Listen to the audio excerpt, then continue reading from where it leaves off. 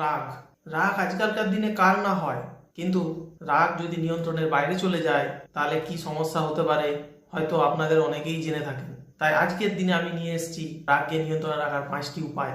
চলুন জেনে নিই। গভীর শ্বাস নিন।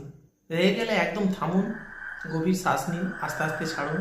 এটা আপনার রাগকে ঠান্ডা করবে। মনে মনে 1 থেকে 10 পর্যন্ত গুনুন। এটা আপনার মনকে চিন্তা করার শক্তি দেবে এবং আপনার রাগকে শান্ত করবে। রাগের কারণ খুঁজুন। আপনার রাগটা কি সত্যি গুরুত্বপূর্ণ নাকি অপ্রয়োজনীয়, এটা বোঝার চেষ্টা করুন।